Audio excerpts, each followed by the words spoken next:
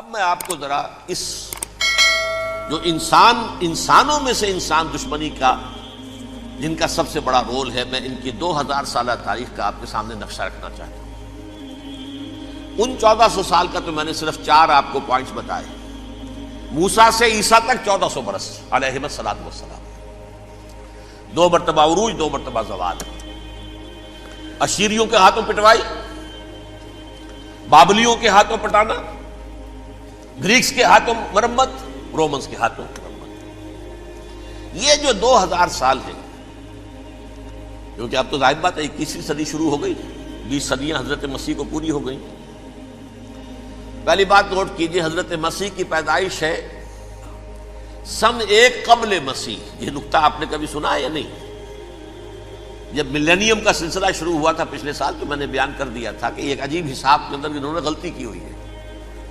حضرت مسیح کی پیدائش ہوئی 25 دسمبر کو، سن انہوں نے شروع کر دیا، جو اس کے بعد جنوری آئی تو پہلا سال شروع ہو گیا۔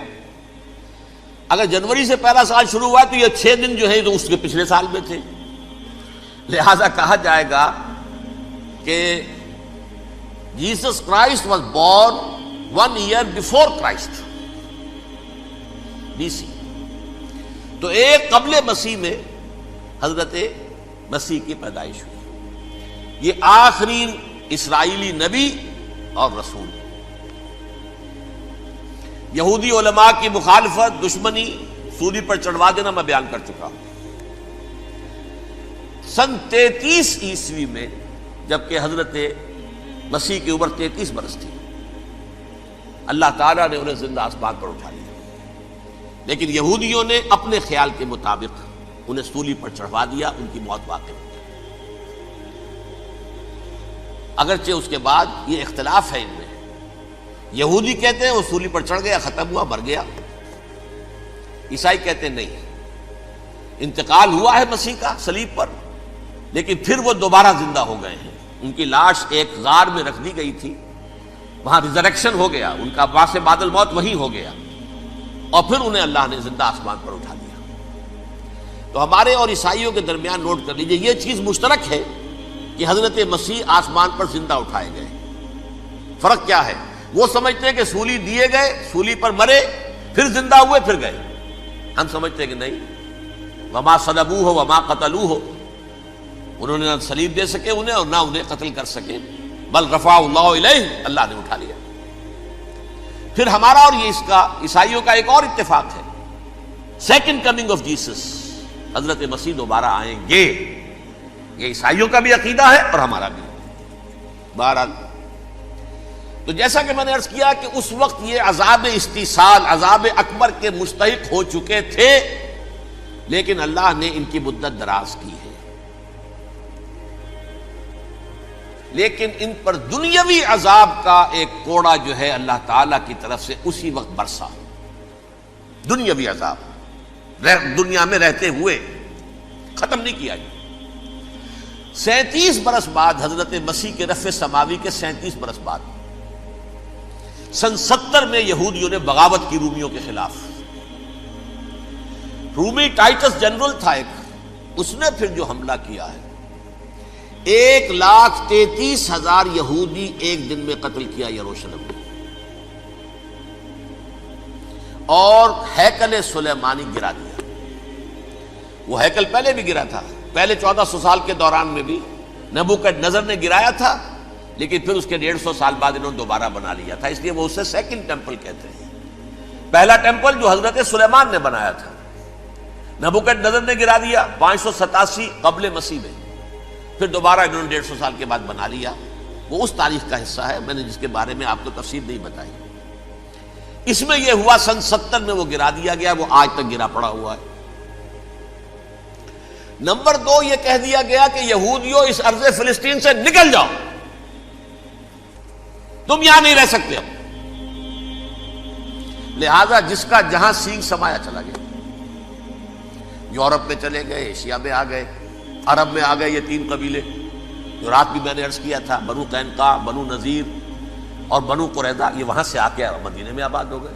جس کا جہاں سینگ سمایا، افریقہ میں، ہندوستان میں، جہاں چلے گئے، ڈایاسپورا اسے کہتے ہیں، وہ آپ نوٹ کر لیجیے اس لفظ کو، ڈایاسپورا، ہمارا دور انتشار، جبکہ ہمیں ہماری اصل سرزمین تو فلسطین ہے، حضرت ابراہیم کا مسکن، حضرت اسحاق حضرت یعقوب کا مسکن فلسطین، یہ ہے ہماری اصل جاگیر، یہ تو ہماری جدی پشتی جاگیر ہے، لیکن یہاں سے نکال دیے گئے سن 70 عیسوی میں، اور وہاں سے لے کے 1917 تک ان کا ڈایاسپورا جاری رہا۔ یہ دور انتشار ہے۔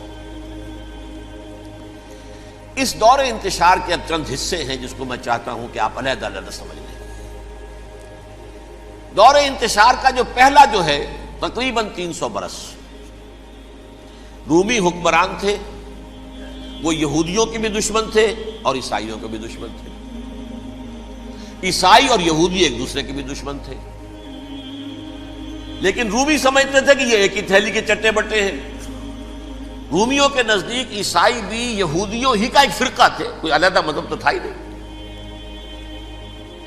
لہذا رومی جو ہیں رومنز وہ ان دونوں کو ستاتے تھے، مارتے تھے، اور یہ آپس میں لڑتے تھے، یہودی عیسائیوں کو مارتے تھے، عیسائی یہودیوں کو مارتے تھے۔ یہ ہے 300 برس تک کی تاریخ۔ سن 300 عیسوی میں کیا ہوا؟ ایک معجزہ ہو گیا۔ بہت عظیم ایمپرر کانسٹینٹائن، قسطنطین اعظم، رومن ایمپررز میں سے بہت بڑا ایمپرر، وہ عیسائی ہو گئے۔ اب تو معاملہ بالکل تلپٹ ہو گیا، پوری سلطنت عیسائی ہو گئی۔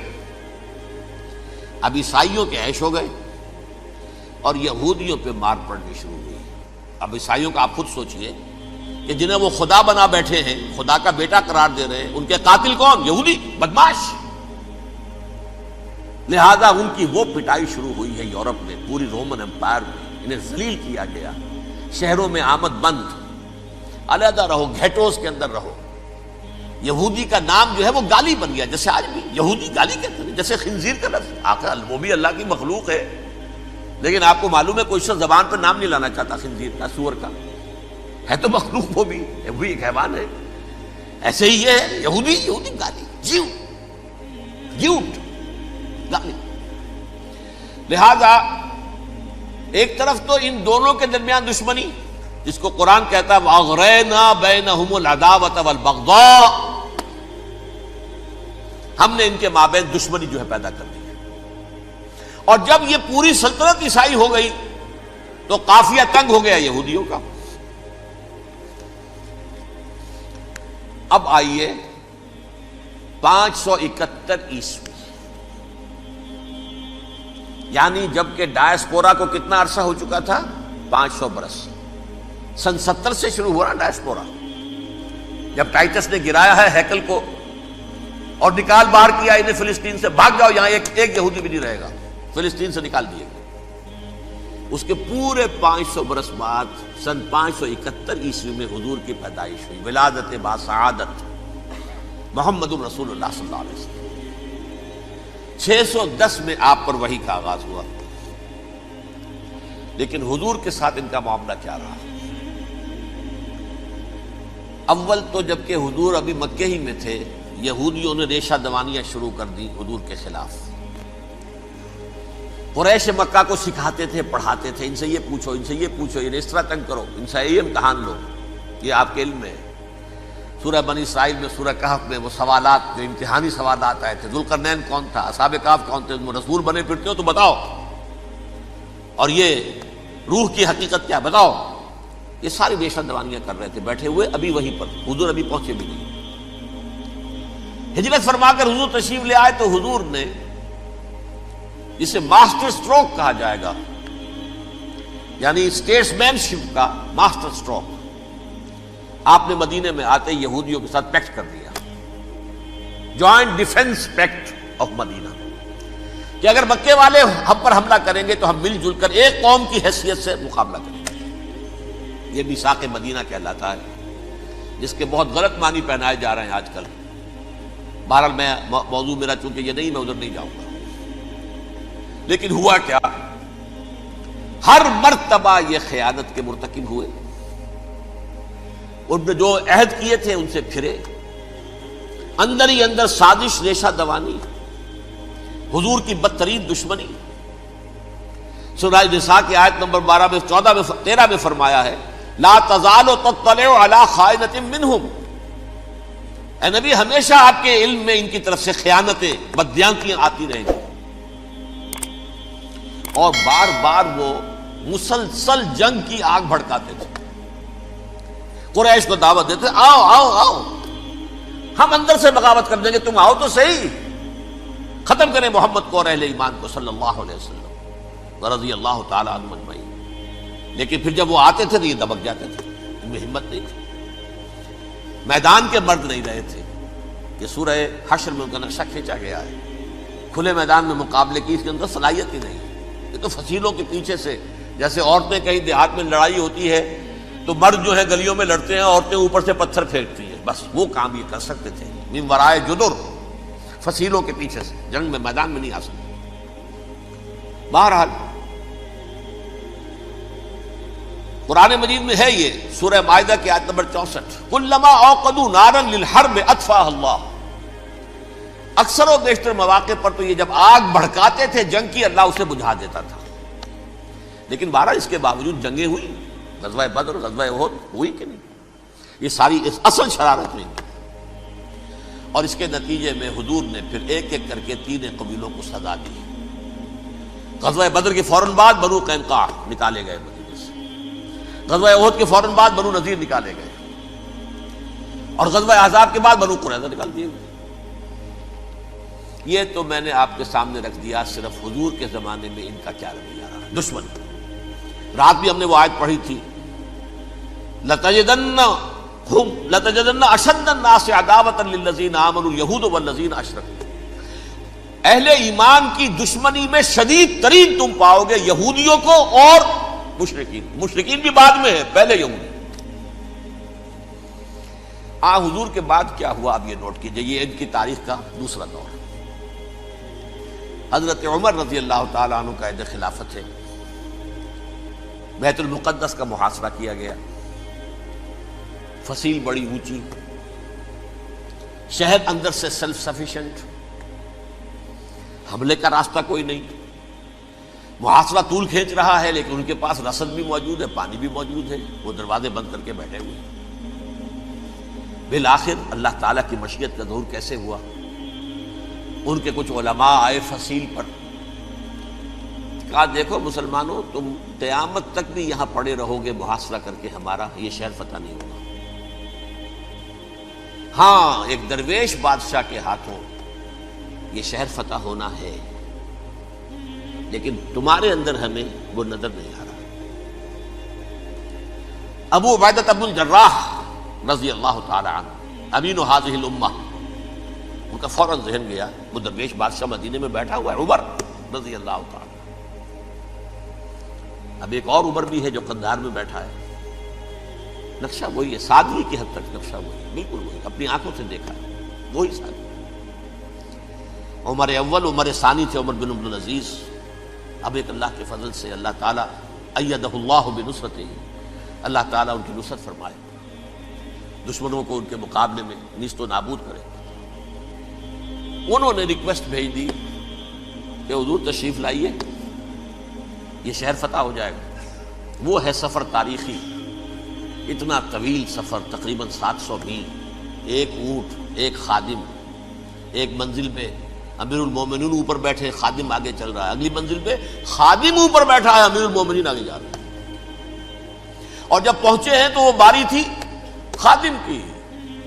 انہوں نے ہاتھ جوڑ دیا، حضور خدا کے لیے تم کیا کہیں گے لوگ، وہ میرا برا حال کر دیں گے، تمہیں شرم نہیں آئی؟ امیر المومنین پیدل آگے چل رہے ہیں نکیل پکڑ کر، اور تم بیٹھے ہو اوپر براجمان ہو. حضرت عمر فرمایا الدور دورک، نہیں باری تمہاری ہے، بیٹھ. اس حال میں پہنچے ہیں. اور پھر یہ کہ ابو عبیدہ بن الجراح آئے ہیں، استقبال کیا ہے تو دیکھا ہے اس حال میں چلے آ رہے ہیں. عمر نکیل پکڑے ہوئے چلے آ رہے ہیں، اور کہتے ہیں کہ کہیں کیچڑ ویچڑ تھا، جوتے خراب ہو گئے تھے، وہ بھی اتار کے ہاتھ میں پکڑے ہوئے، کپڑے تو تھے ہی پھٹے ہوئے. انہوں نے کہا بھی حضرت ابو عبیدہ نے، دیکھیے یہ بڑا متمدن ملک ہے، بڑا مہذب علاقہ ہے یہ، آپ ذرا حلیہ اپنا دوست فرما لیں تب جا کے پیش ہم آپ کو کریں گے.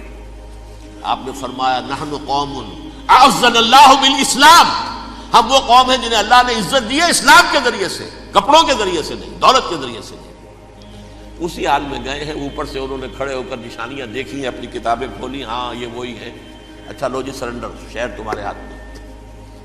خون کا ایک قطرہ نہیں بہا اور بیت المقدس فتح ہو۔ لیکن اس وقت حضرت عمر نے ایک نرمی یہ کی کہ یہودیوں کے لیے بھی اسے اوپن سٹی قرار دے دیا۔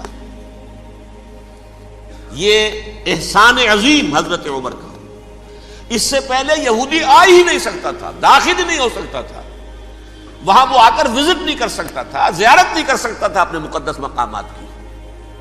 حضرت عمر نے یوں سمجھیے کہ تقریباً 550 برس کے بعد ان کے لیے راستہ کھولا ہے کہ ہاں تم آ سکتے ہو، زیارت کر سکتے ہو۔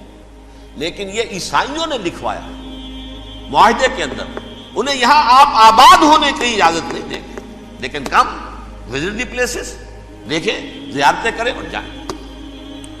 یہ معاہدہ حضرت عمر کا ہے رضی اللہ تعالیٰ، جو پھر خلافت راشدہ کے بعد بنو امیہ نے بھی اس کو آرڈر کیا، بنو عباس نے کیا، پھر جو ہمارے یہ ترکوں میں اندر خلافت آئی تو ترک خلفاء نے بھی اس معاہدے کی پوری پابندی کی۔ فلسطین میں آ سکتے ہیں یہودی صرف زائرین کی حیثیت سے، وہاں آباد نہیں ہو سکتے۔ اب آئیے اگلا دور آیا حضرت عثمان کا دور خلافت۔ یہ ہے وہ وقت کہ اب یہود نے امت مسلمہ کی پیٹھ میں چھرا گھونپا۔ وہ کیسے؟ ایک یہودی عبداللہ ابن سبا اسلام کا لبادہ اوڑھ کر آ گیا، معاشرے کا جائزہ لے لیا، ان میں بنو ہاشم اور بنو امیہ میں جو پرانی کشاکش تھی اس کے کچھ نہ کچھ جراثیم باقی ہیں، اگر ان کو ذرا بھڑکا دے تو مسلمانوں میں انتشار پیدا ہو جائے۔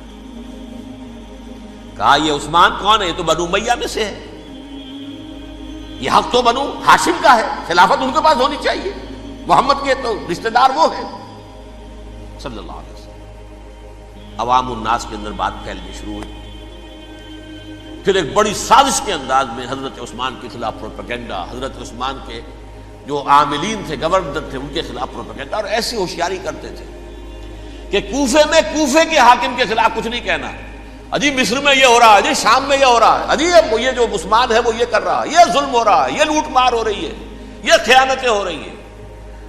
اب نہ تو اس زمانے میں مینز آف کمیونیکیشن، کیسے تصدیق کریں؟ افواہیں تو آپ آج کراچی کے اندر شروع ہو جائے تو پتہ نہیں چل سکتا کسی کو کہ کیا اس میں صداقت ہے کیا جھوٹ ہے، اور بری بات جو ہے فطرت انسانی کی کمزوری ہے، وہ فوراً قبول کرتا ہے، کسی کے بارے میں اچھی بات ماننے کو تیار نہیں ہوتا، لیکن بری بات تو فوراً تیار۔ بہرحال یہ فتنہ انہوں نے اٹھایا، حضرت علی کی الوہیت کا فتنہ اٹھایا، حضرت عثمان کے خلاف الفتنۃ الکبریٰ برپا کیا، حضرت عثمان شہید ہوئے۔ اس کے بعد 5 برس تک مسلمان ایک دوسرے کی گردنیں کاٹتے رہے، باہمی خانہ جنگی ہوئی، امت کو وہ زخم لگایا ہے جو آج تک جس سے خون رس رہا ہے۔ یہ شیعان عثمان اور شیعان علی تھے جو بعد میں پھر سنی اور شیعہ ہو، اور آج تک فتنہ کس نے جگایا؟ ایک عبداللہ ابن سبا یہودی اور اس کے کارندے، شیطان کا ایجنٹ، اور انسانوں میں سے بھی اس کے جو بھی حواریین تھے اور شیطانوں کے اندر سے بھی تھے، انہوں نے بھی اس آگ کو بھڑکایا۔ یہ آپ سوچ لیجئے کہ یہ کس نے وہ زخم لگایا؟ یہودی۔ اگلا دور آیا، خلافت راشدہ ختم ہوئی، بنو امیہ کا بھی دور کافی گزر گیا۔ طارق ابن زیاد 712 عیسوی میں حملہ کرتے ہیں اسپین پر۔ اسپین اس وقت عیسائیت کا بہت بڑا گڑھ، بڑے کٹر ترین عیسائی جو ہے وہ اسپین میں تھے، لہذا یہودیوں کی وہاں بہت پٹائی ہوتی تھی، میں بتا چکا ہوں، دشمنی تھی ان کی چلی آ رہی تھی عیسائیوں کے ہاتھوں یہودیوں کی، وہ تو سن 300 عیسوی سے ایمپرر کانسٹنٹائن کے بعد سے شروع ہو گئی تھی۔ اس حوالے سے یہودیوں نے اس وقت چالاکی یہ برتی، کچھ راستے واسطے بتائے، کچھ مدد کی طارق ابن زیاد کی۔ طارق ابن زیاد نے انہیں اپنا محسن سمجھا، ہسپانیہ فتح ہو گیا تو یہودی چونکہ محسنین کی فہرست میں آ چکے تھے، انہیں بہت اقتدار نصیب ہوا، بڑی سپورٹ مسلمانوں نے دی۔ ان کے بڑے بڑے علماء جو ہیں اسی دور کے اندر پیدا ہوئے، بڑے بڑے تھنکرز ان کے اسی دور میں پیدا ہوئے۔ بن گوریون جو کہ ایک وزیر اعظم تھا اسرائیل کا، اس نے یہ لکھا ہے اپنی کتاب میں، Muslim Spain was the golden era of our diaspora. وہ ڈائسپورا جو 70 عیسوی سے شروع ہوا تھا اور 1917 عیسوی تک جاری رہا ہے، اس میں سے گولڈن ایرا ہمارا جو تھا وہ مسلم اسپین تھا. ہسپانیہ میں بیٹھ کر ہم عیش کیے. لیکن وہاں سے انہوں نے اور جو کچھ کیا، یہ تو داستان کے تو بہت سے گوشے ہیں، لیکن میں جس اسٹریٹ لائن میں چل رہا ہوں اس کے اعتبار سے ایک بات سمجھ لیجیے. وہاں بیٹھ کر انہوں نے اب عیسائیت کی پیٹھ میں چھرا گھونپا، پروٹیسٹنٹ مذہب پیدا کیا، تقسیم کر دیا. جیسے شیعہ سنی کی تقسیم، عبداللہ ابن سبا، رومن کیتھولک اور پروٹیسٹنٹ کی تقسیم، یہودی علماء. ہوتا کیا تھا؟ ہسپانیہ کی یونیورسٹیاں ہیں، کارڈووا میں ہے، ٹولیڈو میں ہے، گریناڈا میں ہے، غرناطہ، قرطبہ، تولیتلا، اور وہاں آتے تھے لوگ. فرانس سے چلے آ رہے ہیں نوجوان پڑھنے کے لیے، جرمنی سے چلے آ رہے ہیں، اٹلی سے چلے آ رہے ہیں. 3 ہی ملک قریب ترین پڑھتے ہیں سینٹرل جو یورپ کے ہیں. یہاں پر جو ہے وہ اسلام جو نور پھیلا رہا تھا اس سے بھی مستفیض ہوئے. جہالت کے جو ہے پردے ان کے وہ چھٹے. اس کے ساتھ ہی وہ یہودی وہاں ان کے اندر جو جراثیم داخل کر رہے تھے وہ اس عیسائیت کے خلاف بغاوت تھی جو اس وقت دنیا میں عیسائیت اس وقت تھی. پوپ کا راج تھا دنیا میں اس وقت. یورپ میں جو عیسائیت تھی اس میں ایک طرف بادشاہ تھے، لیکن بادشاہوں کی حیثیت وہاں پر یوں سمجھ لیجئے کٹ پتلیوں کی تھی. اصل قوت پوپ کے ہاتھ میں تھی. اور پوپ کو انہوں نے جیسے قرآن نے کہا اتخذوا احبارهم ورهبانهم اربابا من دون اللہ، کیونکہ سینٹ پال نے شریعت موسوی ساقط کر دی تھی تو اب شریعت تھی ہی نہیں. پوپ کو اختیار تھا جس چیز کو چاہے حلال قرار دے دے، جس چیز کو چاہے حرام قرار دے دے.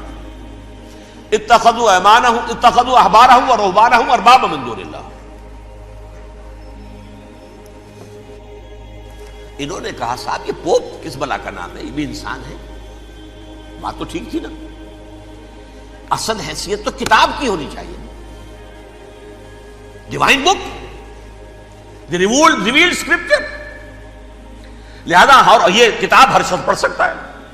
کوئی پوپ کے باپ کو جو ہے کوئی اس کے لیے پروپرائٹری رائٹس تو نہیں ہے کہ صرف پوپ پڑھ سکتا ہے یا پادری پڑھ سکتے ہیں. ہم بھی پڑھ سکتے ہیں، ہم بھی سمجھ سکتے ہیں.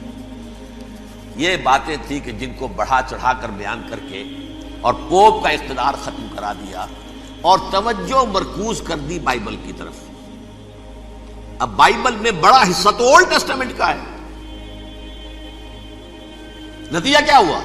یہود کی عظمت پروٹیسٹنٹس کے نزدیک مسلم ہو گئی. اصل قوم تو یہ ہے، وہ دشمنی بدلی کہ نہیں بدلی؟ موسیٰ کے امتی یہ ہے، تورات موسیٰ کو دی گئی، ابراہیم کی نسل یہ ہے. لہذا وہ جو دشمنی تھی، جو عداوت تھی کہ ہمارے خدا کو سولی چڑھانے والے ہیں یہ بدماش، اس کا ازالہ ہوا اس پروٹیسٹنٹ مذہب کے نتیجے میں. یہ میں اب آپ کو بتاتا ہوں کہ ایک نتیجہ وہ نکلا ہے جسے برٹرنڈ رسل نے بیان کیا ہے. اس کی کتاب ہے ان پریز آف آئیڈلنس، صفحہ 108. وہ لکھتا ہے the Christians retaining the Judaic belief in special revelation added to it the Roman desire for world wide domination and the Greek taste for metaphysical subtleties. The combination produce the most fiercely persecuting religion that the world has yet known. یہ 3 چیزیں آ کر عیسائیت میں مل گئی. ایک تو جب یہ اولڈ ٹیسٹامنٹ جو ہے وہ ان کے ہاتھ میں آ گئی، اور اس کے میں کچھ آپ کو بتا دیتا ہوں کہ اولڈ ٹیسٹامنٹ کی تعلیمات، کیونکہ یہ اولڈ ٹیسٹامنٹ جو ہے یہ محرف تھی. اصل تورات تو گم ہو گئی تھی 587 قبل مسیح میں، جب پہلی مرتبہ ہیکل جو ہے تباہ ہوا ہے، اس وقت ختم ہو گئی تھی. اس کے کوئی 150 سال کے بعد انہوں نے یادداشتوں سے مرتب کر کے لکھی ہے. اب اس میں ان کے اپنے خیالات، اپنے امانی، اپنی توجیحات وہ شامل ہو گئی. لہذا میں آپ کو حوالے دیتا ہوں اس کتاب کے اندر مظالم کی جو تعلیم دی گئی ہے اہل کتاب نے اپنے مظالم قتل عام کے جواز کے لیے تورات میں تبدیلیاں کی اور پیغمبروں پر دہشت ناکی اور بدترین حرام کاری کے الزامات لگائے. سنیے، پہلا حوالہ ہے یہ گنتی باب 31 آیات 17-18. اس لیے ان بچوں میں جتنے لڑکے ہیں سب کو مار ڈالو، اور جتنی عورتیں مرد کا منہ دیکھ چکی ہیں ان کو بھی قتل کر ڈالو، لیکن ان لڑکیوں کو جو مرد سے واقف نہیں اور اچھوتی ہیں اپنے لیے زندہ رکھو. یہ کسی اللہ کی کتاب کا یہ جملہ ہو سکتا ہے؟ کسی ریویل بک کا؟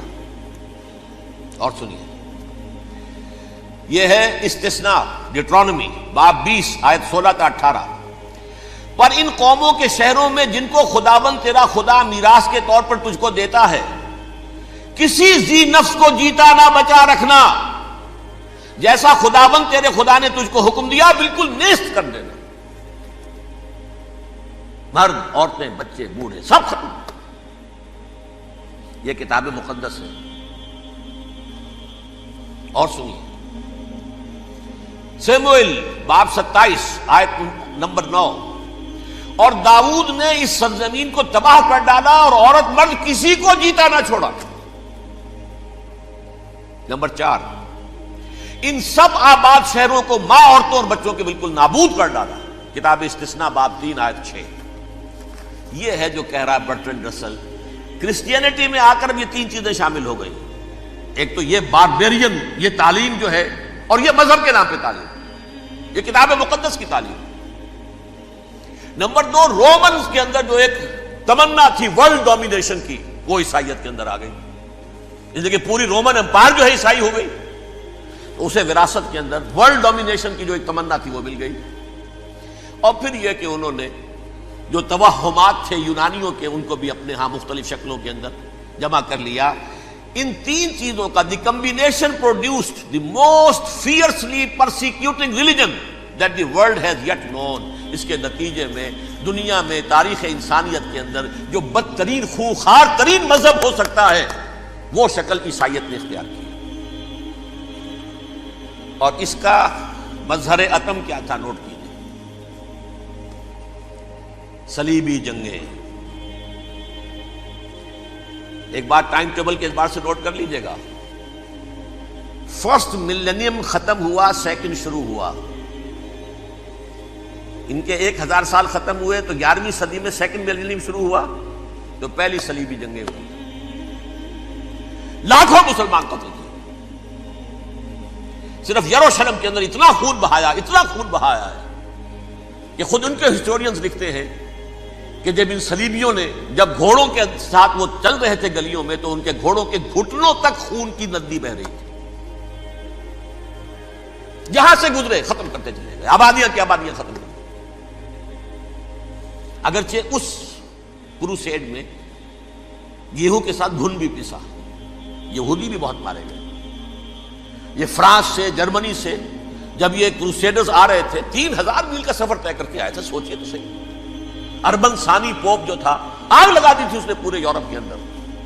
شرم سے ڈوب مرو، تمہارے مقدس علاقے مسلمانوں کے ہاتھ میں. انفیڈلز، یہ کافر، یہ مرتد، یہ ملحد. مسیح جہاں پیدا ہوا، مسیح کو جہاں سولی دی گئی، وہ کہاں ہے؟ ان کے ہاتھ میں. وہ آگ لگائی ہے، 3000 میل کا فاصلہ طے کر کے یہ لوگ قومیں آئی ہیں، اور جو تباہی مچائی ہے. تاریخ انسانی میں ایسی بربریت کی کوئی مثال. اور یہ ان کے اپنے ہسٹورینز لکھتے ہیں. شرم کے مارے ایسے محسوس ہوتا ہے جیسے ان کی گردنیں جھکی جا رہی ہیں.